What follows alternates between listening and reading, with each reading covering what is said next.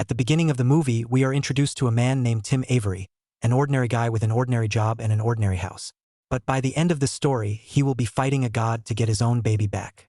Before we meet Tim, we are taken to a town called Edge, where a crowd fills an old museum. A guide walks them past a painting of Odin, father of the gods, then stops at the centerpiece of the night, a mask built by Loki, the god of mischief. Whoever wears it gains powers exactly like his. Everyone treats that like a fairy tale, but a man in a black suit at the back is listening carefully. He reaches out to touch the mask, the guide stops him, and the man just smiles and says something nobody is ready for. He says he is Loki. Then he proves it, taking his true form and pulling lightning from the sky while the crowd scatters, and he walks straight toward the mask. And here comes the twist that sets up everything. The mask is fake. He has been chasing a replica. When a god gets embarrassed, somebody pays for it, so he kills a man in his rage and hides the body inside that glass case. Security charges in, and Loki splits the ground open and drops every guard into the pit below. So where is the real one?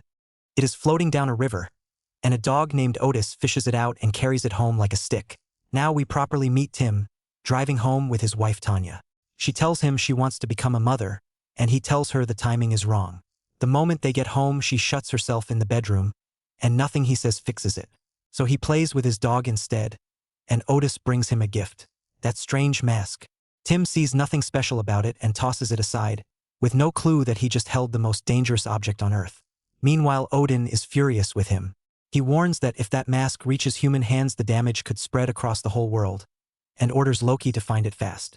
The next day, Tim pitches an idea to his boss Daniel, a big name in animation, and it flops. That evening, he brings Tanya a gift to apologize, then remembers his company Halloween party is that night and he has no costume. Tanya spots that weird mask lying around and tells him to wear it. He has no better option, and the second it touches his face, it clamps onto his skin. In seconds, Tim is gone, replaced by a wild, cartoonish, unstoppable version of himself carrying Loki's powers. He turns that dead, boring party into something nobody there will ever forget. His boss is stunned, and he goes home still wearing it and spends the whole night with Tanya. The next morning, the office is congratulating him, but Tim cannot remember a second of it. Then his boss asks him to build a new animation project around that style, and he rushes home to tell Tanya. But Tanya has news too. She might be pregnant. The doctor confirms it, and then she feels like she is about to throw up, and what comes out instead is a stream of colorful soap bubbles. They brush it off. Months later, their son is born, and they name him Alvi. Now remember, Tim was wearing that mask the night this child was conceived. Nobody in that house understands yet what that means. Elsewhere, Odin possesses a shopkeeper's body and drops a bombshell on Loki. A child has been born carrying the mask's powers. Find the baby at any cost. So Loki turns into a bee, stings a hospital receptionist, steals her appearance, and pulls up the list of every baby born that day. Back home, Tim is tearing the house apart looking for that mask, hoping it unlocks the idea he needs. But Otis hid it in his doghouse, because the baby took over his old room and that dog has been jealous ever since. Tim leaves for work, and while Tanya plays with Alvi, she blows up a balloon. Right in front of her, the baby's head inflates exactly like it, then shrinks back. She misses it completely, but Otis sees everything, and his jealousy turns into something darker. Tim, meanwhile, is learning that fatherhood is nothing like he imagined.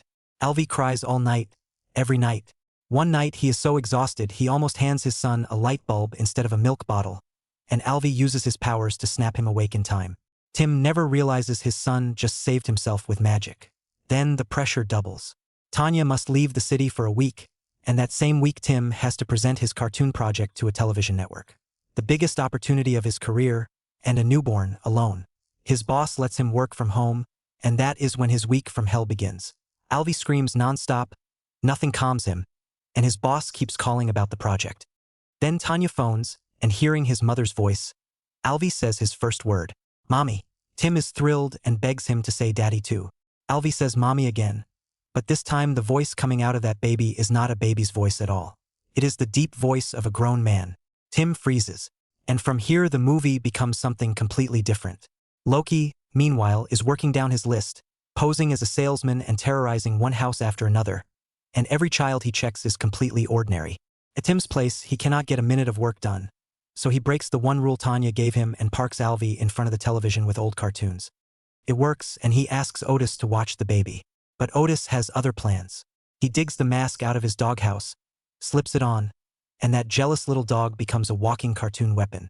And what is Alvy watching? A cartoon about a frog that only sings and dances when one man is watching alone. In front of anyone else it acts perfectly normal, so nobody believes him. Remember that frog. The next morning Tim sits down to work, still with no ideas, and his baby son suddenly performs that exact singing and dancing routine. Then Alvy's head twists into a cartoon character and he starts tearing the house apart. Tim calls emergency services to report that his son is doing things no human can do, and the officer thinks it is a prank. He runs to the neighbor, who does not believe a word either. So he tells Alvy to do it again to prove it, and just like that frog, the baby sits there acting completely normal. Tim panics and shakes him, and the neighbor throws him out. Nobody believes him. Nobody is coming to help. He is alone in that house with something he cannot explain. And it gets worse. Alvy grabs him by the leg and swings him around the room like a toy. Right then Otis walks in wearing the mask and hands the baby a present, except it is a bomb. Alvy puts out the fuse and fakes an explosion sound to fool the dog. Otis celebrates, gets a juicy bone as a reward, and that bone blows up in his face. The mask keeps him alive, but now the dog is done playing nice. That night he returns with a bigger plan. Tim sees that his sweet family dog is now a magical creature loaded with weapons, and faints on the spot. Otis climbs to the ceiling and clips a lamp to the baby's diaper so a machine can hoist him out of the house. What he does not notice is Alvy right behind him, calmly hooking that machine onto his collar. Otis flips the switch and he is the one who goes flying. A piano, an air duct, the ceiling fan, out the window, then dragged back for more, into a washing machine where the rollers flatten him. Then Alvy floats over like a balloon and knocks the mask off his face. Otis becomes a normal dog again, but the house looks like a war zone. Then a delivery man arrives with a package, and Tim leaves the baby with the stranger while he opens it. That delivery man is Loki, and he studies Alvy closely, but the baby looks completely ordinary, so he leaves with nothing. Then the package opens and a giant boxing glove knocks Tim out cold. When he wakes up, he is sure something evil is attached to his son and drives him to the children's hospital. On the way, Alvy spins his head completely backward and spits a thick green substance all over the car. Tim is terrified, and he has no idea Loki is following them. Now Loki knows for certain. This is the child. At the hospital, Loki knocks out a police officer, corners Tim, and demands the mask. Tim swears he does not know where it is, so Loki conjures a giant axe. Then Odin possesses a security guard to stop his own son. Tim runs, but Loki throws up an iron wall and hurls a grenade at them. And this is the moment everything changes. Alvy turns both of his little arms into shields and blocks the explosion, saving his father's life. Loki takes his true form and builds a ball of fire, but Odin returns, briefly taking over Tim's body, and unleashes electricity that strips Loki of his divine powers. Then Alvy stretches his arms like rubber, slams him between two trash cans, and dumps him in a garbage bin. For a second it looks over. Then his boss calls him to the studio, and Tim shows up holding his baby, in front of a room full of producers with nothing prepared. They fire him on the spot. But then comes the scene that makes this movie land. He calls Tanya, tells her about the insane day he survived, and admits something honest. As brutal as the week was, all that time with Alvy finally taught him what being a father actually means. He bathes his son, puts him to bed, and they both fall asleep in peace. Peace never lasts. That same night Loki sneaks back in, draws strange symbols beside the crib, and chants a spell that summons Odin.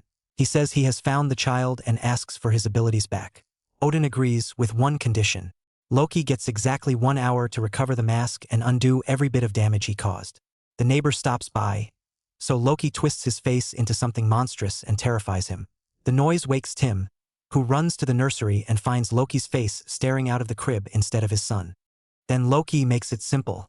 Bring the mask within 1 hour or never see Alvy again. He grabs the baby and escapes through the roof. Minutes later Tanya walks into a destroyed house.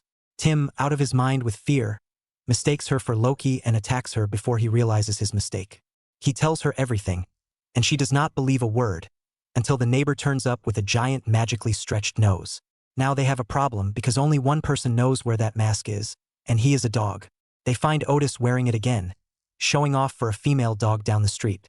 This time Otis does the right thing and hands it over. Meanwhile Loki is playing with Alvy like a proud uncle, until the baby ends up holding a real magical gun and fires it just to scare him. Then Tim and Tanya arrive with the offer. Give back the baby, take the mask. Loki agrees, then at the last second decides to keep Alvy anyway. That is when Otis leaps in and bites him. The mask flies into the air. Tim catches it, puts it on, and the power floods back. Loki runs. Tim turns his car into a monster machine, loads Tanya and Otis inside, and chases him even after Loki lifts the entire road into rolling waves. It ends at a boxing ring, where Loki dominates early, but Tim refuses to quit. He traps him inside a suitcase and throws it into the ocean. Tanya frees Alvy from a cage, but Loki reappears and blocks their path with a giant pencil that rebuilds itself every time Tim cuts it. Both of them realize this fight has no ending, so Loki makes a different offer. Let Alvy choose who he wants to be with. Loki goes first, dazzling the baby with games and tricks. Then Tim does the one thing nobody expects. He takes the mask off his own face. Standing there with no powers at all, he tells his son that because of him he became a better man and a better father, and that he is proud of him. And Alvy, for the first time in his life, calls him daddy and walks to his parents without hesitating. Loki loses it and summons a giant hammer to wipe them all out. Tim shields his family, but Loki pulls a drill out of that hammer and wounds him badly. Right when it looks finished, Odin arrives and announces that his son's time is up. And then Tim, bleeding on the ground, asks him to forgive Loki instead. He says a father's heart learns how to forgive before it chooses punishment. Those words reach Odin. He forgives Loki, takes him back to the world of the gods, and takes the mask along so it can never ruin another family. The next day, Tim returns to his old boss with a new animation idea, built from the impossible days he spent with his son. They make the cartoon together and it becomes a massive hit. At the premiere, the family celebrates, and Tanya leans over with one more surprise. She is pregnant again. Now be honest with me. You just watched this whole story for free and enjoyed every twist of it. And walking away now without subscribing is a little cold. So hit subscribe, tap that like, and drop a comment telling me one thing. If that mask landed in your hands tomorrow, would you wear it? Or throw it back in the river? I read every comment, so do not leave me talking to myself. See you in the next one.